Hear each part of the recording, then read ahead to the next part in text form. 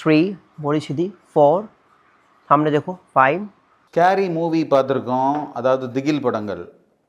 ஆனால் இந்த 2 வீடியோ பாருங்கள். These two are real absolute scary video clips.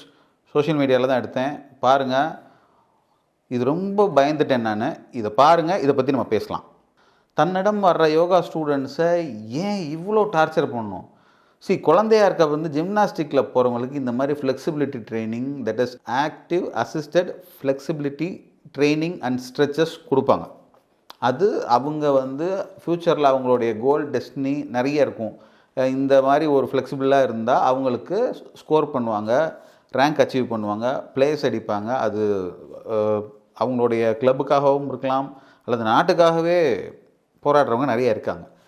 சாதாரணமாக உடல் ஆரோக்கியமாக இருக்கணும்னு நினச்சி போகிறவங்களுக்கு ஏன் இந்த அளவுக்கு கொடுமையான ஸ்ட்ரெச் பண்ணணும்? முதல் question. Most of the time, that is 80 to 90% இந்த மாதிரி பண்ணுறப்போ நல்லா இருக்கும். கொஞ்சம் கொஞ்சமாக மசிலுக்குள்ளே இன்ஜுரி ஏற்படும். அதாவது இது சில ஜெனட்டிக்காக ஃப்ளெக்சிபிளாக இருக்கவங்களுக்கு இந்த ஸ்ட்ரெச் ஓகே தாங்குவாங்க. பட் எல்லாருக்கும் இது பண்ணாங்கன்னா டக்குன்னு ஒரே நல்ல மசில் இன்ஜுரி வந்துடும். அதனால் இந்த மாதிரி வீடியோவால் அட்ராக்ட் ஆகாதீங்க. ட்ரெயினர்ஸ் உங்களுக்கும் தான் இதை பார்த்துட்டு நம்ம இன்ஸ்டியூட்டில் வரவங்களுக்கும் இந்த மாதிரி 2 வீடியோஸ் பிடிச்சி போடுவோம், கிளைண்ட்ஸ் வருவாங்கிறதுக்காக செய்யாதீங்க. ஏன்னா இது மார்க்கெட்டிங் ஸ்ட்ராட்டஜியில் இது ஒரு புது விஷயமா இருக்குது. இந்த மாதிரி இதை பார்த்து நிறைய பேர் செஞ்சிட்ருக்கீங்க. இந்த மாதிரி போனால் இது ஆரோக்கியமாயிடுவோம், இந்த காலை ஸ்ட்ரைட்டாக விரிச்சிட்டா அவங்களுக்கு 100 வயசு கிடைக்க போதா? கிடையாது, தெரியாது. இப்படி விரிச்சாதான் அது முழுமையான யோகான்னு நினைக்காதீங்க. உங்களுக்கு என்ன வருமோ அதை செய்யுங்க. The maximum extend you can reach, it's end range for you. அதை நீங்கள் ப்ரொமோட் பண்ணுங்கள். இது வரைக்கும் போக முடியும், அது போதும். கண்டிப்பாக அதுக்கு பலன் இருக்கும்.